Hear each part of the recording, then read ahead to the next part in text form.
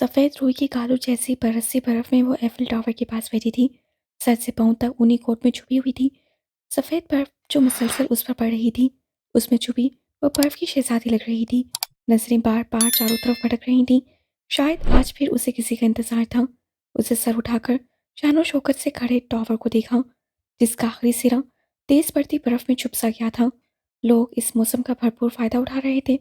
कैमरे की आंखों में वक्त को कैद किया जा रहा था, जबकि वो इंतजार की सूली पर लटक रही थी।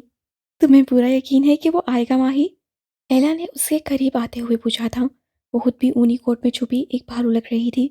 मेरा दिल कह रहा है वो जरूर आएगा एला। माही ने नीले पड़ते होंठों से मुस्कुरा कर कहा था। इंतजार में भी एक अजीब सा लुत्फ था। ठीक है, हम कुछ देर और इंतजार कर लेते हैं। एला इतना ही कह पाई थी। दीदारे यार नहीं होता तो ये लब भी नहीं मुस्कुराते। आप ही जाओ, ये मुस्कुराहट तेरे इंतजार में है। जब से वो पेरिस आया था, उसके साथ अजीब सा मामला हो रहा था। जहाँ भी उसे रोशनी नजर आती, ना जाने कहाँ से उम्मे हानम का चेहरा उसे याद आ जाता था। उसे गाड़ी अपनी मतलूबा जगह पर रोकी थी और फिर गले में पड़े मफलर को ठीक करते वो गाड़ी से बाहर निकल आया था। पार्किंग एरिया से टावर तक पहुंचने में बर्फ के गोलों ने उसके पूरे बालों को सफ़ेद कर दिया था। घुटनों तक आता कोट पहने वो हवेली में मौजूद हशाम से बिल्कुल मुख्तलिफ लग रहा था। टावर के पास पहुंचकर वो रुक गया था। मैं अब तुम्हारी शादी करना चाहती हूँ हशाम बेटा। पीचान के अल्फाज उसे कानों से टकराए थे। भाई के लिए कोई बहुत पुरवकार लड़की होनी चाहिए जो उनकी मजबूत शख्सियत का मुकाबला कर सके। दूर कहीं मदिया के लफ्जों ने अपना आप मनवाया था। अब बताएं ना भाई, आपको कैसी लड़की चाहिए?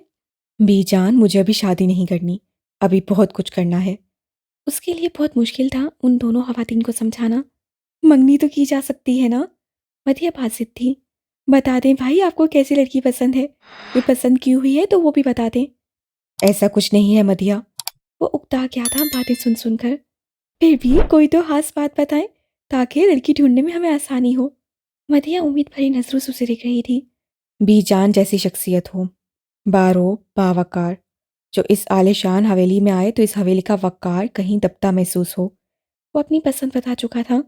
इसका मतलब आप सारी उम्र कंवारे रहना चाहते हैं। मथिया ने उसकी पसंद का सुनकर पूरा मुंह बनाया था। मैं इस हवेली के लिए ऐसी ही दुल्हन लाऊंगी। बीजान मुस्कुरा दी थी। नहीं मिलेगी बीजान, मेरी बात लिख लें। आजकल की नाजुक लड़कियां हशाम बिन जबील के मयार पर पूरा नहीं उतर सकती। वो बेड से उतरी, जूते पहनते हुए कहा और कमरे से बाहर निकल गई थी।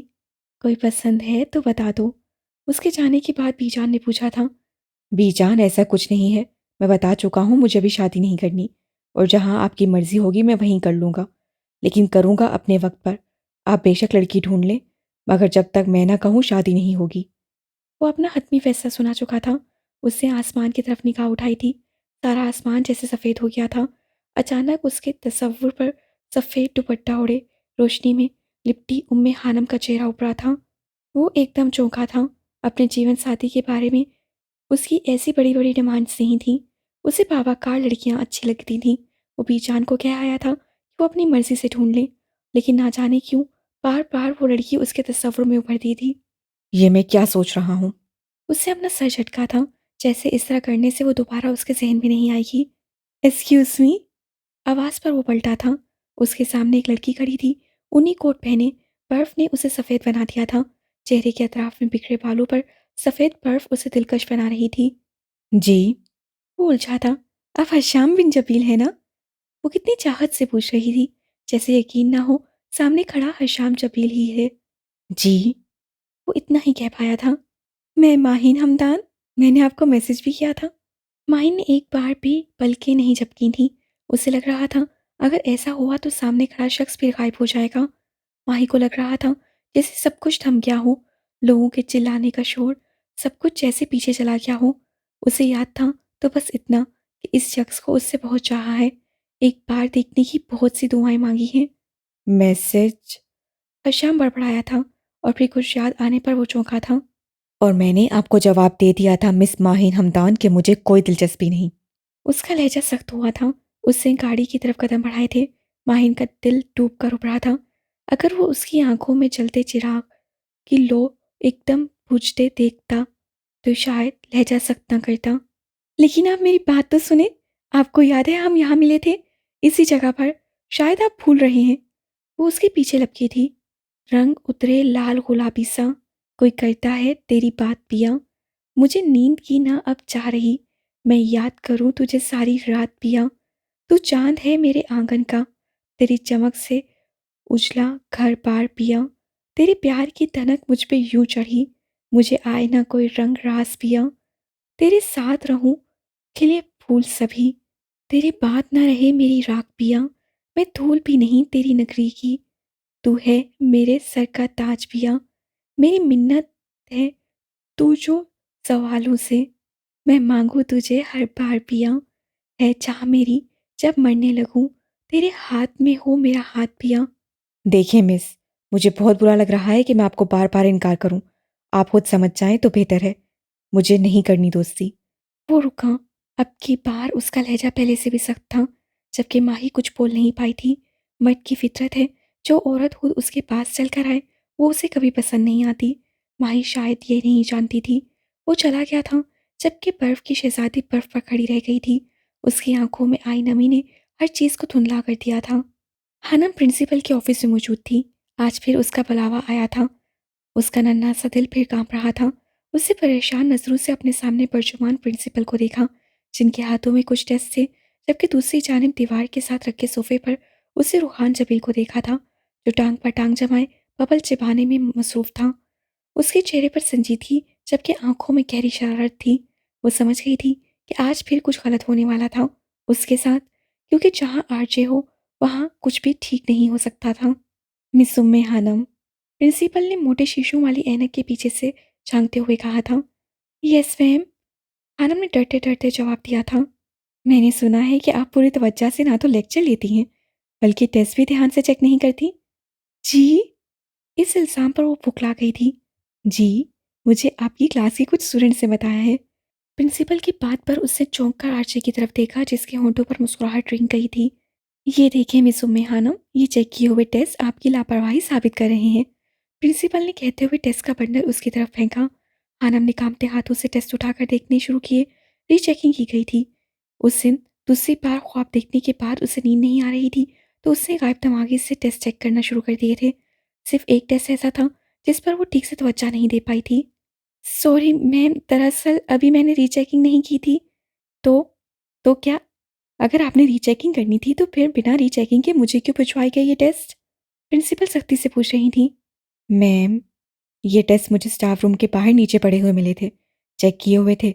मुझे लगा मैम हानम ने आपको ही देने होंगे, इसलिए मैं खुद देने आ गया। रूहान जबील मासूमियत से कह रहा था। मुझे अंदाज़ा नहीं था कि मैम हानम ने अभी रीचेक नहीं किए। और हानम का दिल कर रहा था कि कोई चीज़ उठाकर वो आरजे के सर में दे मारे। आइंदा ख्याल रखिएगा मिस हानम, अब आप जा सकती हैं। प्रिंसिपल के हुक्म पर वो खामोशी से बाहर निकल आई थी। दिल तो बहुत था कि अपनी सफाई में कुछ कहे, लेकिन कोई फायदा नहीं था। अंदर वो तूफान मौजूद था। हानी। वो क्लास की तरफ बढ़ रही थी जब उसे आवाज़ सुनाई दी। किसी ने उसे पुकारा था। उसे धुंधलाती आंखों को साफ किया और पीछे मुड़कर देखा। सामने प्रिंसिपल की बड़ी बेटी और उनकी सीनियर अस्मा खड़ी थी। कैसी हो? वो पूछ रही थी। जी मैं ठीक हूँ, वो ज़बरदस्ती मुस्कुराई। सैलरी मिल गई थी आपको? अस्मारा ने पूछा। उसी की वजह से वो यहाँ थी। जी, 2 दिन पहले मिल गई थी। वो बस इतना ही कह पाई। गुड। और कोई प्रॉब्लम? हानम का दिल किया कि वो कह दे कि सबसे बड़ा मसला तो रूहान जबील है, लेकिन वो कह ना पाई और वापस क्लास में आ गई थी। शाम के वक्त कॉलेज की कैंटीन स्टूडेंट्स से भरी पड़ी थी। 50 स्टूडेंट्स के हजूम में बैठा आरजे था, जो पहली बार कॉलेज में सिंगिंग कर रहा था। वजह भी हाथ सी। हानम से जो टेस्ट गिरे थे वो उसे नहीं, किसी और लड़के को मिले थे। लड़के ने इस शर्ट पर टेस्ट उसे दिए थे कि वो सिंगिंग करेगा। पूरे कॉलेज को पता चल गया था कि वो आरजे है। जिनको पहले नहीं पता था, लेकिन अगर ना मालूम हो सका, तो बस उम्मे हानम को जो कब की जा चुकी थी। उसका मकसद हानम को शर्मिंदा करना था कि उससे टेस्ट भी नहीं संभाले जाते। लेकिन फिर प्रिंसिपल ने उसे बुला लिया और वो चला गया, जहाँ उन्होंने टेस्ट देख लिए। यूं बिना कुछ भी करे वो बहुत कुछ कर गया था। उसकी दिलकश आवाज़ से पूरे कॉलेज पर सहरदारी कर दिया था। गिटार बजाते लबों से लफ्ज़ों को आज़ाद करते वो वहाँ मौजूद लड़कियों की धड़कनों को तेज़ कर गया था। उसने आंख उठाकर किसी को नहीं देखा था, अलबत्ता सबकी नज़रें उस पर जमी थीं। 10 मिनट बाद वो कुर्सी से उठा था। गिटार को कंधे पर लटकाने के बाद उससे अपर के हुड को सर पर गिराया था, जिससे उसका चेहरा पूरा छुप गया था। उसके उठने पर वहाँ मौजूद हर एक शख्स से तालियां बजाई थीं। आरजे ने कदम कैंटीन से बाहर की तरफ बढ़ाए। उसके चारों तरफ लड़कों और लड़कियों का हुजूम था। उसे आता देखकर सबने उसे रास्ता दिया और वो अब्बर की जेबों में हाथों को ठूंसे चेहरा झुकाए सीढ़ी पर धुन गुनगुना था। वहां मौजूद लोगों के हुजूम से निकलता चला गया था, बिना जाने कि लोग कितनी हसरत से उसे देख रहे थे। एतवार का दिन था। माहम, हानम और जवाद तीनों बहन भाई घर में ही मौजूद थे।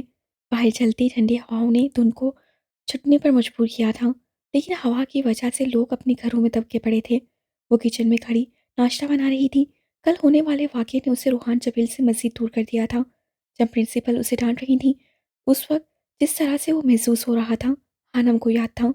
वो चीज़ उसे अंदर से जला रही थी। वो कुछ नहीं कर सकती थी। क्या हुआ हानि, सारा ऑमलेट चल गया? ध्यान कहाँ है तुम्हारा? उसे यूं गुमसुम खड़े देखकर आसिया बेगम ने चूल्हा बंद किया। वो चौंक कर ख्यालों से बाहर आई थी। इसीलिए कहती हूँ ये ऊट पतंग किताबें कम पढ़ा करो, इंसान पागल हो जाता है। अम्मा की बात सुनकर उसे लबों पर मुस्कुराहट बिखर गई थी। आप घूम फिर कर मेरी किताबों पर आ जाती हैं अम्मा। वो नाराज हुई। मैं सच कह रही हूँ। वो हमदान भी इतनी किताबें पढ़ता था और फिर यूं गुमसुम खड़ा रहता था। हमदान के नाम पर हानम ने चौंक कर उन्हें देखा। वो कभी कभी हमदान का जिक्र करती थी जो उनका कज़न था, लेकिन कभी ना वो उनसे मिलने गई और ना हानम ने हमदान अंकल को देखा था। हमारे खानदान का सबसे पढ़ा लिखा लड़का था। वो बाहर से पढ़कर आया था। जब मेरी शादी हुई तब वो पढ़ाई मुकम्मल करके लौटा था। बिल्कुल ही बदल गया था। खामोश खामोश सा रहने लगा था। ज़्यादा बातचीत भी नहीं करता था। ना जाने क्या सोचता रहता था। तुम्हारी नानी अम्मा कहती थी कि बच्चे को साया हो गया है। आसिया बेगम को 22 साल पुरानी बातें खूब याद थीं। वो कभी मिलने नहीं आया आपसे अम्मा? आरम ने पूछा था। जिस दिन मेरी शादी हुई थी उससे अगले दिन वो वापस चला गया था। फिर पता नहीं वापस नहीं आया। आसिया बेगम ने गहरी सांस ली थी। आनम ने कुछ कहे बिना नाश्ते की प्लेट उठाकर कमरे की तरफ कदम बढ़ा दिए थे। कमरे में म्यूजिक की बेहंगम आवाज़ गूंज रही थी। आनम और जवाद दोनों अपनी सुरीली आवाज़ में सिंगर के साथ ही गा रहे थे। पागल हो गए हो तुम दोनों? आनम ने कानों पर हाथ रखने के बाद चिल्लाकर कहा था। हानू आपी, आरजे का शो लगा हुआ है, मज़ा आ रहा है बहुत। जवाद काफ़ी पुरजोश था। आवाज़ कम करो। आनम को सख्त गुस्सा आया था। तुम सड़ियल इस कमरे में ही ना आया करो। माहम ने आंखें सुकेड़ते हुए कहा था। अनम बिना कुछ कहे प्लेट उठाकर कमरे से बाहर निकल गई थी। इसका कुछ नहीं बन सकता सड़ियल। उसके जाने के बाद माहम बड़बड़ाई थी। टीवी की आवाज़ फिर से पूरे कमरे में गूंज गई थी। कुछ याद आने पर हानम वापस उसी कमरे में आई थी। मेरा मैगजीन लाए हो? उसे तकरीबन चीखने वाले अंदाज में जवाब से पूछा था, क्योंकि जितने गाने की आवाज़ थी नॉर्मल आवाज़ से तो उन्हें सुनाई ना देता। आहिस्ता चीखो हानो, गला खराब हो जाएगा। माहम ने शरारत से कहा था। अम्मी के पास है, मैं ले आया था। जवाद ने वॉल्यूम को म्यूट करते हुए जवाब दिया था। जब भी आरजे का शो लगता था वो रिमोट अपने हाथ में रखता था। कॉलेज में वो रूहान जबील नहीं जीने देता और घर में ये दो लोग। वो बड़बड़ा रही थी और साथ अपना मतलूबा मैगजीन तलाश कर रही थी। काफ़ी दिन पहले उसे मैगजीन के इदारे को सवाल भेजा था। वही देखना चाह रही थी कि जवाब मिला है या नहीं। शुक्र है मिल गया। किताबों के ऊपर पड़े मैगजीन को देखकर उससे शुक्र किया था और जुस्तजू का सफ़ा खोलने पर उसकी आंखें चमक उठी थीं। शऊर क्या है और लाशऊर किसे कहते हैं? उसका सवाल जवाब समेत मौजूद था। उसे मैगजीन एक तरफ रखा और फटाफट नाश्ता करने लगी। वो मुकम्मल तौर पर पुरसुकून होने के बाद जवाब पढ़ने वाली थी। भाप उड़ाते कॉफ़ी के कप को उससे उठाकर जैसे ही लबों से लगाया, उसकी नज़र एक कोने में बैठे शख्स पर पड़ी थी जो उसे ही देख रहा था। नजरें मिलने पर वो गड़बड़ाकर चेहरे का रुख मोड़ गया था। एंजल की तेवरी चढ़ी थी। उससे कप को मेज़ पर पटका और अपनी जगह से उठने के बाद कदम उस शख्स की तरफ बढ़ा दिए थे जिसका आधा चेहरा छुपा हुआ था। ये शख्स ना जाने क्यों उसका पीछा करता था। एंजल को उससे हद दर्जा की कोफ्त होती थी। आज तो उसे साफ साफ बात करने का फैसला किया था। एंजल को अपनी तरफ आता देखकर वो संभल कर बैठा था और इस तरह से जाहिर करने लगा जैसे वो उसे जानता ही ना हो। Excuse me. पास जाने पर एंजल ने सख्त से लहजे में उसे पुकारा। वो चाय पीने में ऐसे मगन था जैसे सुना ही ना हो। मिस्टर मून, आप गूंगे होने के साथ साथ बहरे भी हैं क्या? उसकी इस बात पर मून ने चौंक कर अपने सामने खड़ी एंजल को देखा था, जो इस वक्त एंजल कम और डाइन ज़्यादा लग रही थी। मून ने उसके बहरा कहने पर पूरा सा मुंह बनाया था। यस। आंखों से इशारा किया गया था कि बोलिए। आप मेरा पीछा क्यों करते हैं? मैं जहाँ जाऊँ आप वहाँ क्यों मौजूद होते हैं? वो गुस्से से पूछ रही थी। नो। मून ने नफ़ी में सर हिलाया जैसे कह रहा हो कि मैंने ऐसा कुछ नहीं किया। ओह, तो आप झूठ भी बोलते हैं। एंजल ने दोनों हाथों को ज़रा ऊपर उठाकर हालिस ब्रिटिश लहजे में कहा था। नो। मून ने फिर नफ़ी में सर हिलाया था और होंठों पर आई मुस्कुराहट को मुश्किल से जब्त किया था। लिसन मिस्टर मून, अगर आइंदा आप मुझे अपने आसपास नजर आए ना, तो ये गरम गरम चाय का कप मुंह पे गिराकर जो आधा चेहरा बचा हुआ है ना, वो भी जला दूंगी। या फिर वो जो सामने गुलदान नजर आ रहा है ना, वो उठाकर सर में मारूंगी, समझ आई? उसी धमकी सुनकर मोन की आंखें हैरत से भरी की भरी रह गई थीं। यही असल हकीकत है कि मेरी बेरूही चाहत हुई मिसले कफ्स मुझको, मुझे तुमसे मोहब्बत है। बस इतनी बात कहने में लगे कई बरस मुझको। वो इतनी खतरनाक कब से हो गई थी, मून को हैरत हुई। समझ आ गई ना? उसके खामोश रहने पर एंजल ने दोबारा पूछा। नो। वो एक बार फिर सर नफ़ी में हिला चुका था, जबकि एंजल गुस्से से मुट्ठियां भींचती वहां से चली गई थी। उसके लंबे ओवरकोट के पीछे इंग्लिश में ब्रोकन एंजल लिखा था। I am so lonely broken angel, one and only broken angel. जिन्हीं के साथ गाए गए गाने के अल्फाज उसके जहन में गूंज गए थे और फिर उसकी धमकी को याद करके वो खुल के मुस्कुरा दिया था। तेरी दास्तान बेवफाई मेरे चेहरे पे रकम है, जिंदगी में सिर्फ सोजिशे गम है। तेरी बेवफाई का गम, तेरी बेअतनाई का गम, तेरे मगरूर लहजे में झलकती हिक्कत का गम, दिले बेताब की नारसाई का गम, पाकीज़ा जज्बात की रुसवाई का गम। गम है मुझे तेरी बेरूही का, तेरे अंदाज और अतवार की बेजारी का। गम है मुझे धड़कन थम जाने का, सांस रुक जाने का, खून जम जाने का। और गम है मुझे यूं जीते जी अपने मर जाने का। वो 12 साल का था जब पहली बार पुलिस ने उसे गिरफ्तार किया था। वजह ये थी कि वो कब्रिस्तान में मौजूद था और मरहूमा सईदा आयशा जबील की कब्र को खोदते हुए पकड़ा गया था। बहुत बार पूछने पर भी उसे कुछ नहीं बताया था। सर बच्चा है, वो कब्र इसकी माँ की है। शायद माँ की मोहब्बत में उसे देखने के लिए उसने ऐसा किया हो। एक सिपाही के कहने पर पुलिस इंस्पेक्टर इस बात में सर हिलाया था और फिर अपनी गाड़ी में बिठाकर वो उसे सईद हवेली छोड़ने गए थे। और आज फिर वो उसी पुलिस स्टेशन में मौजूद था, पूरे 2 साल बाद। क्या मैं पूछ सकता हूँ कि रात के इस पहर तुम कब्रिस्तान में क्या कर रहे थे? पुलिस इंस्पेक्टर ने अपने सामने बैठे 14 साल लड़के से पूछा, जो सर झुकाए बैठा था। जवाब दो। उसे कुछ न बोलने पर इंस्पेक्टर ने दोबारा पूछा। उसे सर उठाकर एक नज़र इंस्पेक्टर को देखा और फिर कुछ गुनगुनाना शुरू कर दिया था। इंस्पेक्टर को लड़के पर बेतहाशा गुस्सा आया। मैं तुमसे पूछ रहा हूँ, जवाब दो, नहीं तो। क्या नहीं तो? लड़के के चेहरे पर एकदम नागवारी उभरी। जो पूछा है उसका जवाब दो। क्यों किया तुमने ऐसा? क्या है ऐसा उस कब्रिस्तान में जो रोज तुम वहां जाते हो? क्या मुझे कब्रिस्तान जाने का हक नहीं है? उल्टा सवाल आया। लेकिन कब्र खोदने का हक किसने दिया तुम्हें? इंस्पेक्टर ने दांत भींचते हुए कहा। मैं बस एक तजर्बा करना चाहता था। लड़का अब पुरसुकून हो चुका था। कैसा तजर्बा? इंस्पेक्टर हैरान हुआ। यही कि मरने के बाद कब्र में इंसानी जिस्म के साथ क्या क्या होता है। कौन कौन से कीड़े जिस्म। क्या बकवास है ये? इंस्पेक्टर ने लड़के की बात काटी। उसकी बातें वहां मौजूद सभी लोगों के रोंगटे खड़े कर रही थीं, जबकि वो पुरसुकून बैठा था। फोन सीटी बजाने के अंदाज में सुकेड़े हुए थे। इंस्पेक्टर को उस पर किसी पागल का गुमान हुआ था। क्या वो वाकई पागल था? क्या उसके साथ कोई नफसियाती मसला था? इंस्पेक्टर समझने से कासिर था। मिस्टर जबील को फोन किया जाए। आज उन्हें मैं बताऊंगा कि उनका बेटा क्या कर रहा है। इंस्पेक्टर ने अपने दाएं तरफ खड़े एक सुवाही से कहा था, जो बेयकीनी से इंस्पेक्टर को देख रहा था। सुना नहीं तुमने? फोन मिलाओ। इंस्पेक्टर ने गुस्से से हुक्म दिया। लेकिन सर, वो इलाके की मोज़ी शख्सियत हैं, उन्हें यहाँ बुलाना।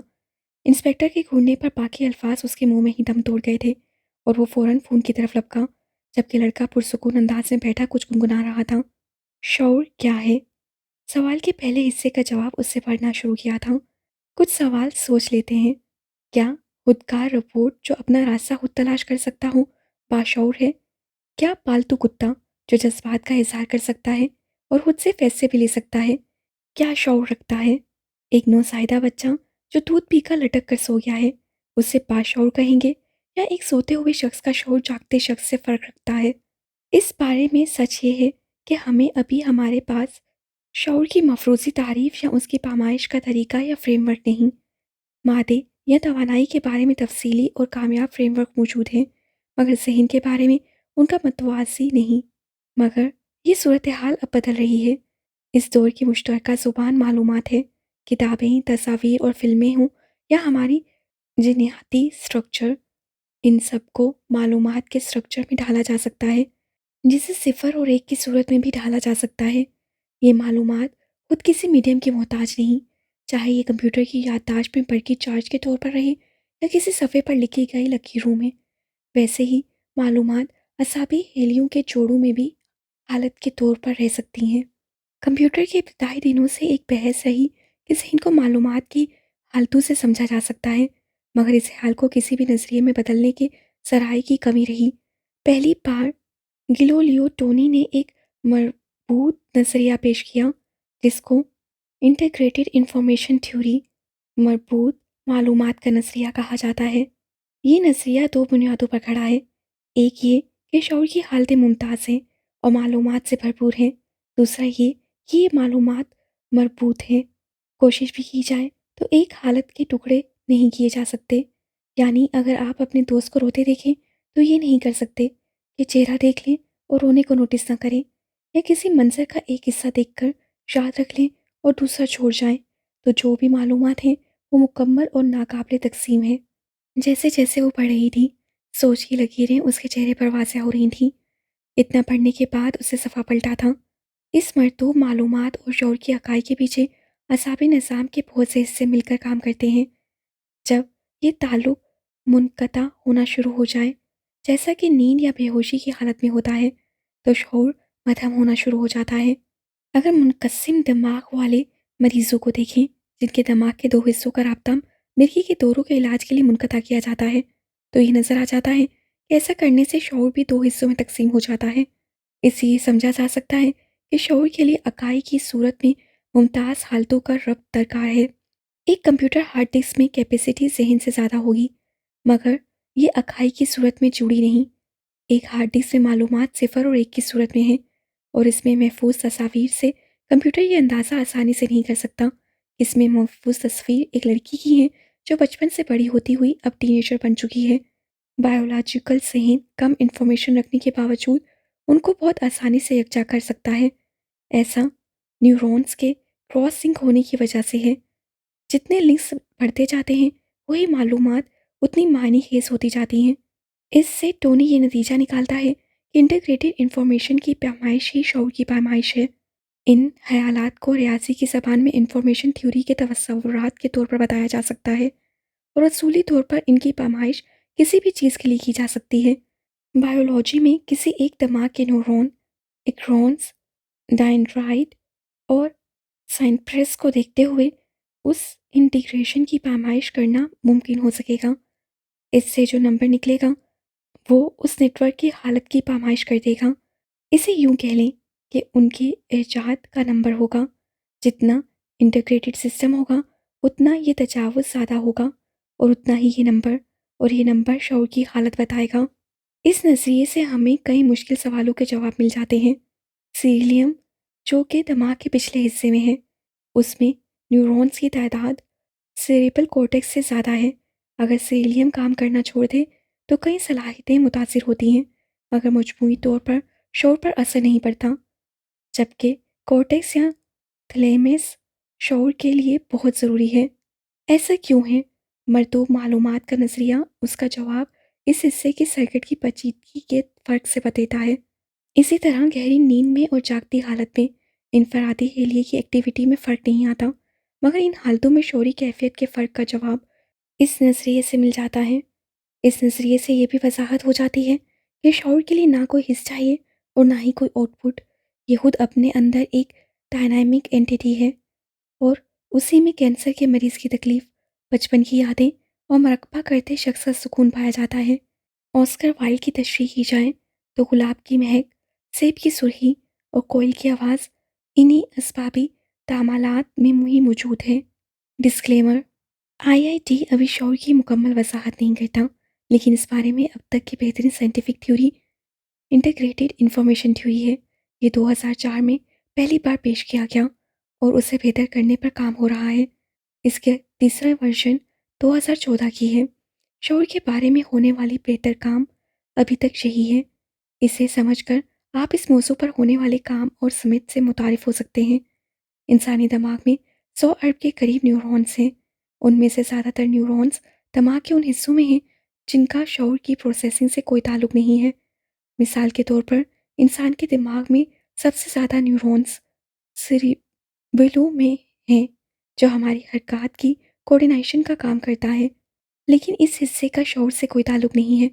इसका मतलब ये है कि हम बहुत सी ऐसी हरकत करते हैं जिनके बारे में ना तो हमें ये इल्म होता है कि ये हरकत कैसे तय पा रही हैं, और अक्सर सूरतों में हमें ये भी इल्म नहीं होता कि कोई भी हरकत हो रही है। न्यूरो साइंस की इजाद से पहले इन हिस्सों में होने वाली प्रोसेसिंग को लाशऊर का नाम दिया जाता था। वहारा मुबारकर की एक नई तहरीर पढ़ने के बाद आनम ने एक गहरा सांस लिया था। जितना वो चीज़ों को जानना चाह रही थी, वो उतनी ही पेचीदा होती जा रही थी। सलाम सैयद साहब। वो गेट से अंदर दाखिल हुआ था जब गार्ड ने उसे देखकर सलाम किया था। गार्ड सईदों का बहुत एहतराम करता था, जबकि वो बदकिस्मती से सैयद खानदान से ताल्लुक़ रखता था। वो बिना कुछ जवाब दिए आगे बढ़ गया था। क्लास की तरफ जाते हुए उसकी नज़र लॉन में टहलती खानम पर पड़ी थी। वो रुक गया था। वो फ़ोन पर किसी से बात कर रही थी। आर्ची की नज़र फ़ोन पर बात करती खानम पर जमी थी। वो उसके होंठों की हरकत को देखने के बाद अच्छे तरीके से समझ रहा था कि वो क्या बात कर रही थी। अचानक उसके चेहरे पर नागवारी उभरी थी।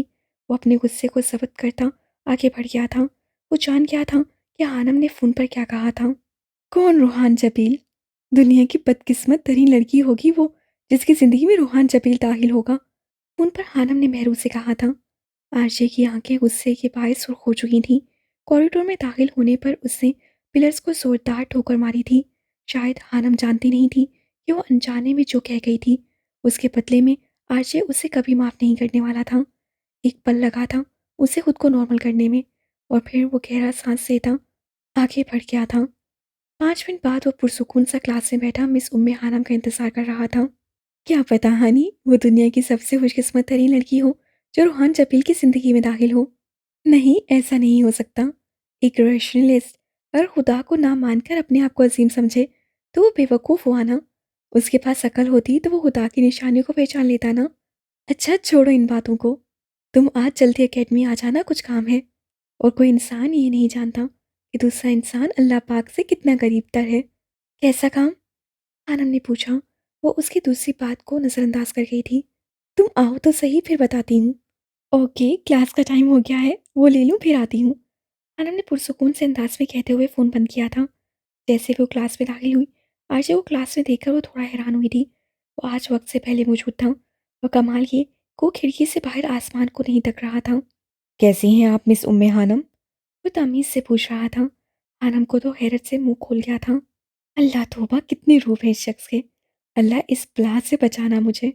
आनंद ने दिल ही दिल में दुआ की थी। जी, मैं ठीक हूँ, अल्लाह का शुक्र है। वो संभल कर बोली थी। अलबत्ता आरजे के चेहरे पर मुस्कुराहट बिखरी थी। वो जैसे उसकी सोच पड़ गया था। कुछ दिन रह गए थे आनंद के इस कॉलेज में। 2 महीने पूरे होने वाले थे। वो ये कुछ दिन बिना किसी हंगामे के गुजारना चाहती थी, लेकिन आरजे ऐसा होने नहीं देने वाला था। आसिया बेगम माहम के साथ बाजार आई थी, घर का कुछ सामान लेने की गर्ज से। शाम हो गई थी, उन्हें वक्त का पता ही नहीं चला। सर्दियों के मौसम में शामें वैसे भी जल्दी दिन को ख़त्म कर देती हैं। जल्दी चलो माहम, हानी बस आने वाली होगी और खाना भी बनाना है। आसिया बेगम ने बेध्यानी में सड़क पार करते हुए कहा था, जब सामने से आती गाड़ी उनसे टकरा गई थी। अम्मी! आनंद जो थोड़ा पीछे थी, उसकी खौफनाक आवाज़ गूंज कर रह गई थी। वो गेट से बाहर निकली थी। बेध्यानी में रास्ते में पड़े हुए पत्थर से उसका पाँव टकरा गया था। हस्बी अल्लाह! अनम बड़बड़ाई थी। जाने क्यों उसका दिल घबरा गया। एकदम उसे सख्त गुस्सा आया हुआ था। मेहरू ने उसे जल्दी आने का कहा था, और वो खुद आई ही भी नहीं थी। अंधेरा होना शुरू हो गया था। ठंड की शिद्दत में भी इजाफा हुआ था। वो जल्द अज जल्द अब घर पहुंचना चाहती थी। वो अपने कमरे में लेटा था। बाहर से उसे शोर की आवाज़ें आ रही थीं। मिकी खाना बना रहा था, और आरजे अच्छा से जानता था कि आज किचन की खैर नहीं थी, और अभी बेड से नीचे उतरा ही था जब चिंगारते मोबाइल ने उसकी तवज्जो अपनी जानिब मबसूल करवाई। मोबाइल की स्क्रीन पर नंबर देखकर उसके होंठों पर मुस्कुराहट उभरी। कैसे हो शामू काका? उनको कान से लगाते हुए उससे पूछा। सलाम करते हैं पहले आरजे। श्याम ने जवाब दिया। ओफ, फिर से लेक्चर। मौलवी साहब, आप मुझे इसलिए फ़ोन करते हैं कि अखलाकियात की बातें बना सकें। आरजे ने मसनूई हफ्की से कहा। नहीं, तुम खुद ही सीख जाओगे। हर शाम को यकीन था और उसकी बात पर आरजे का फलक शगाफ कहका उभरा था। वो दरवाज़ा खोलकर कमरे से बाहर निकला था। अब उसका रुख किचन की जानिब था, जहाँ मिकी ने हर चीज़ को तहस-नहस किया हुआ था। पूरे किचन में उसे सब्जियों को फैलाया हुआ था। आरजे की किचन को देखकर होश उड़ गए थे। वो काफ़ी सफाई पसंद था और ये शायद उसमें वाहिद एक अच्छी आदत थी। मिक्की, ये क्या किया तुमने? वो तकरीबन चिल्लाया था। फ्राइड राइस बनाने की कोशिश कर रहा था। एप्रन पहने मिकी ने पलट कर कहा था, जिसकी आंखों से आंसू निकल रहे थे। लेकिन तुम रो क्यों रहे हो? आरजे हैरान हुआ। रो नहीं रहा, प्याज काट रहा हूँ। मिकी ने सूसू करते हुए जवाब दिया था, जिस पर एक बार फिर आरजे का कहका उभरा था। हंसो मत आरजे, तुम्हें उसकी हेल्प करनी चाहिए। अशाम जो उनकी बातें सुन रहा था, उसके हंसने पर कहा था। इससे मुलाजिम को छुट्टी दी थी, अब भुगते। वो बेरहम हुआ। नहीं हशाम भाई, मुलाजिम की वाइफ की तबीयत खराब थी, वो छुट्टी मांग रहा था, मैंने दे दी। अब ये कह रहा है कि खाना तुम बनाओ। मिकी ने रोते हुए उसकी शिकायत लगाई थी। यार, तुम लोग ऑर्डर कर लो, क्यों अपने आप को अजाब में डाल रहे हो? नहीं, खाना तो यही बनाएगा। उसने हशाम की बात काटी। लगे रहो मुन्ना भाई। वो एक आंख दबाता शरारत से कहता किचन से बाहर निकल गया था, जबकि मिकी ने मोबाइल में रेसिपी पर नजर दौड़ाई और फिर जल्दी जल्दी हाथ चलाने लग गया। सुनो, बीजान चाहती है मैं शादी कर लूं। अशाम उसे अब अपनी मुश्किल बताने वाला था। यानी कि खुदकुशी कर लो। आरजे ने मजाक उड़ाया। शादी खुदकुशी नहीं होती आरजे। अशाम को उसकी बात बुरी लगी थी। अच्छा, तो कर लो ना फिर। मुझे अभी बहुत कुछ करना है। मैं चाहता हूँ कि तुम शादी करके बीजान की ख्वाहिश पूरी कर दो। अशाम ने साफ बात की। वॉट? आरजे को झटका लगा। वो अशाम की बात पर हंसा और फिर हंसता ही चला गया। तुम्हें लगता है कि शामू काका, मैं इतना बेवकूफ़ हूँ जो दूसरों की ख्वाहिशात पूरी करने के लिए शादी कर लूँगा? Very interesting. तुम तो कुछ भी कर सकते हो ना। अशाम ने उसको उसकी बात याद दिलाई। लेकिन वो काम जो मैं करना चाहूँ। और वैसे भी आजकल के दौर में शादी की क्या ज़रूरत है? 3-4 नाम की बीवियाँ तो वैसे भी एक वक्त में रख सकता हूँ।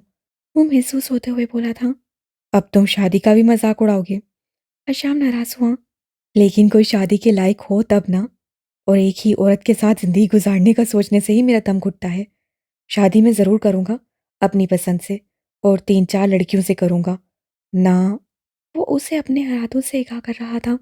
वैसे आरजे, तुम ना कोई बहुत ही घटिया और जलील इंसान हूँ। आरजे ने उसकी बात उचकी थी और फिर खुद ही अपनी बात पर कहका लगाया था। तुमसे बात करना फजूल है। अशाम को अफसोस हुआ था। यानी तुम 3-4 लड़कियों की ज़िंदगी बर्बाद करोगे? अशाम ने सवाल किया। कौन रूहान जबील? दुनिया की बदकिस्मत तरीन लड़की होगी वो, जिसकी जिंदगी में रूहान जबील दाखिल होगा। उम्मे खानम के अल्फाज उसकी समात में गूंज गए थे। उसके होंठों पर फैली मुस्कुराहट एकदम सिमटी थी। लेकिन तुमसे बात करके मैं अच्छा खासा फ्रेश हो जाता हूँ, क्योंकि तुम बातें ही ऐसी करते हो। रूहान जबील वाकई हशाम जबील की बातों पर सबसे ज़्यादा हंसा था। और जहाँ तक बात है लड़कियों की ज़िंदगी खराब करने की, लड़कियाँ तो अब भी खुद मेरे पास बर्बाद होने आती हैं। अलबत्ता शादी का भी मैंने नहीं सोचा। वो अचानक संजीदा हो गया था। और सुनाओ, हवेली कब जा रहे हो? बीजान याद कर रही थी तुम्हें। जबकि हशाम ने बात पलट दी थी।